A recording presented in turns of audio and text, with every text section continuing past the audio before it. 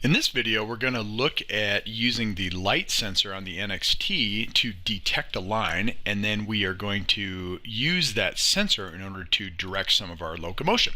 So let's take a look at a simple task that we can do in order to take advantage of the light sensor.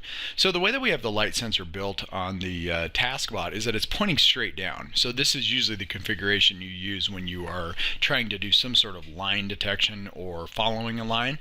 And this is a very common task for a robot, particularly when you want to do something like a maze or you're trying to bound where the robot's going to be. So here's the task that we're going to lay out. We are going to move forward, continually looking for a black line using the light sensor. Then we are going to react if we ever see a black line. We are going to play a tone and then we will back up to the left and then continue, okay, so that you can see the loop structure. So in this way, all we've really done is we've created a simple program to just be trapped inside of a box. So this is a trapped inside of a box program. Okay, so that's all we're going to do. So let's take a look at how we would do this. So go ahead and fire up your Lego Mindstorm software, and what you'll see immediately is that I have created a box. Okay, so all I did was I just took a piece of paper and I printed out a black box on a black rectangle, and so I printed out 10 of them and I made this box right here, and then you can see kind of the relative size to the taskbot. So what we're going to do is we're going to create a program, and it'll drive along. When it sees the line, it will back up, go forward, and it will continually be stuck within this box. Okay, so let's go ahead and fire up a program called Trapped, and I'll go ahead and say go. So of course we're always going to start in a loop structure, so we're going to do this indefinitely, and then we're going to use a switch to control the sensor, or to dictate how we react to the sensor would be more accurate. So go ahead and click on the switch and come down here and go ahead and let's choose the light sensor. And our light sensor, if you recall, is on port 2. Now, what's interesting, or what's important to notice about the light sensor, is that it's got a transmitter and a receiver.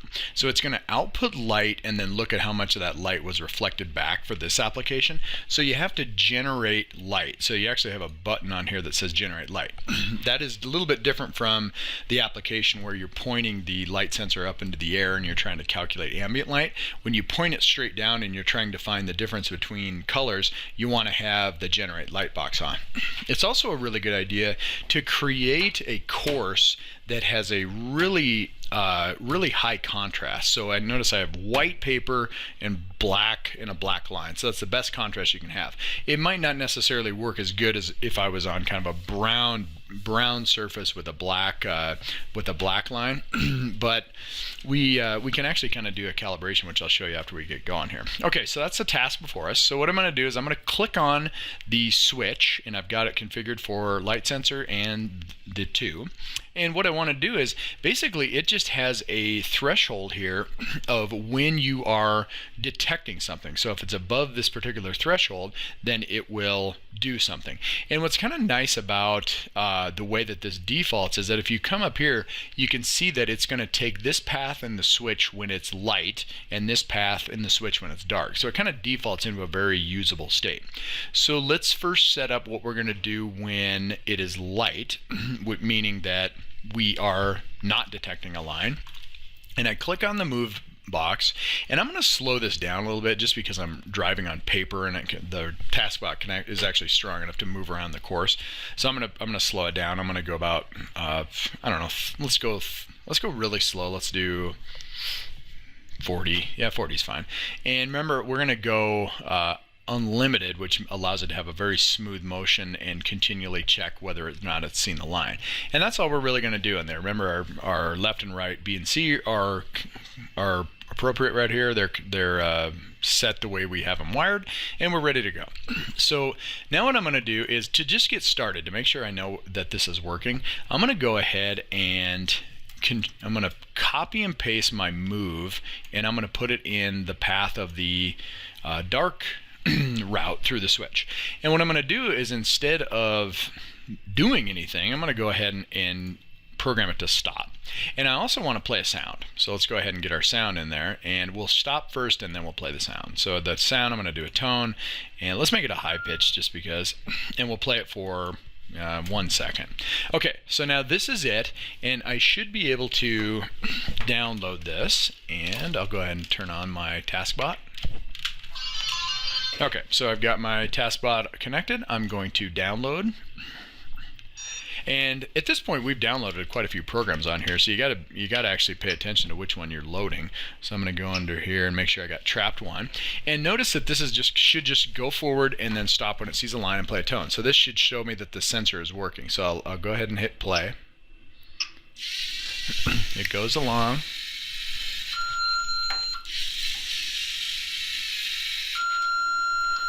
And it worked. Okay, that first time, one of the things that happens is if it's going too fast, it can actually blow right by. It can blow right by the line. It will detect it, play the tone, but it's already moved through it. So like if I push this, I'll push it through here. So the idea would be that it went too fast and it went past the line, and then it's outside of the box. Okay, so it's working. This is great. And it seems to be relatively responsive, so I think I got it. One really interesting thing is that look at the bottom of the light sensor. Notice that red light is on, so that's how it's actually generating the light, and then it monitors whether that wavelength of light was reflected or absorbed by the surface. Okay, so we almost got it, really. We stopped, we played a tone. Now all I want to do is I want to back up slightly. So let me grab a copy of this move block, and this is really my last one. So I want to just look at this. I want to say home. I'm going to keep add to center of the workspace, and I'm going to click on this, and I want to go backwards. And what was our original project definition? We want to go backwards and to the left. So let's go back here. And I want to go backwards and to the left. And let's do kind of a sharp one. And we don't want it unlimited. We want to do it for a second. So I don't know, maybe 2 seconds. So let's just see how this works. We might have trapped our taskbot inside of here. So let's go ahead and download. And let's see how well this works. So we're going nice and slow. Detects it, backs up to the left, perfect. And we have now trapped our taskbot inside of this maze. Not even a maze, inside of this box. Now this is pretty neat, because you could imagine doing things such as creating a challenge to say, search this field for an object.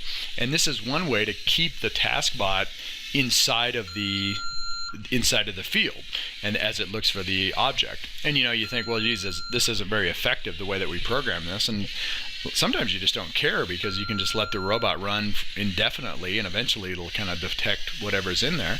And so we have done it. We have trapped our taskbot in here. More importantly, we learned how to use the light sensor, and that was great.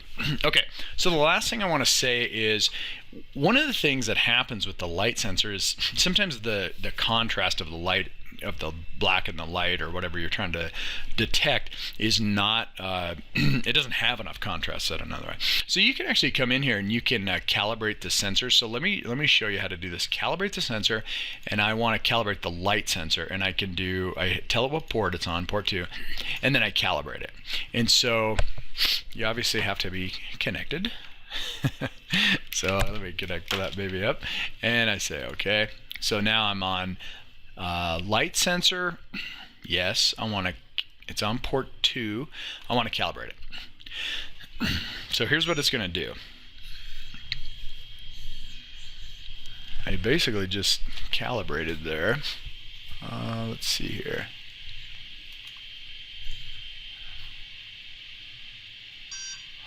Okay, and I guess that's all you do. All right, so there you have it.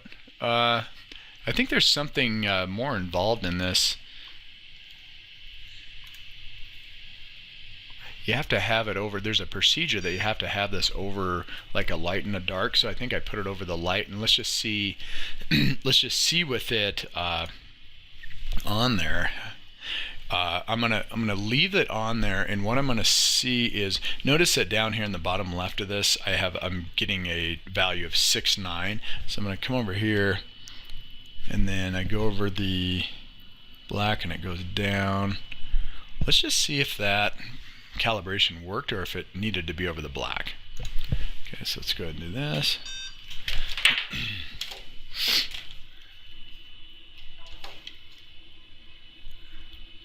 Oh, geez. Sorry about that.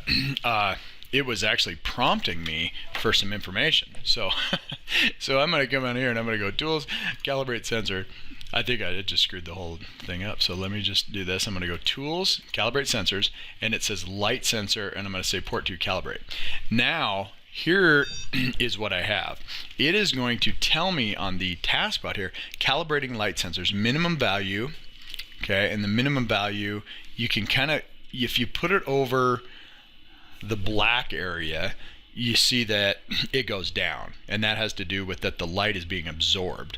And then once you're squarely over the darkest color that you're going to do, you go ahead and hit enter on there, and then the max value, you move it over to the light, and mine went up to like 700, so that's the maximum absorption of your light, and you say enter again, and it says calibration done. Okay, so yeah, I remember that. Sorry about that.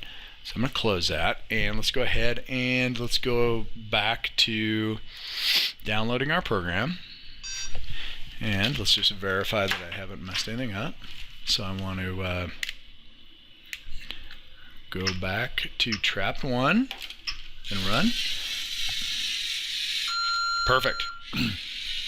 Now I have the contrast of this course is set up so so distinctly that you're not going to have an issue with the light sensor.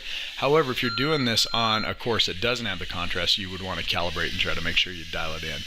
Okay, that is it. So at this point, I'll go ahead and stop our task bot, and it's just leave it trapped in there.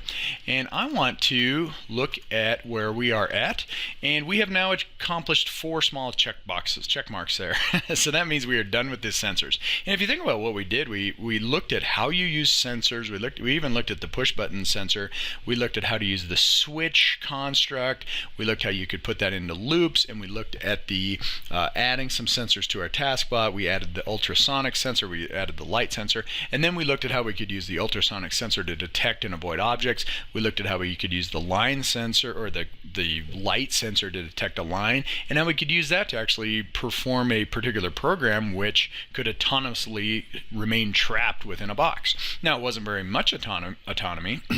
So that's what we're going to look at next. We're going to look at what does it mean to be autonomous, what kind of programs are commonly associated with autonomy, with robotic autonomy, and what kind of age-appropriate challenges can we create. So that is what we will cover next.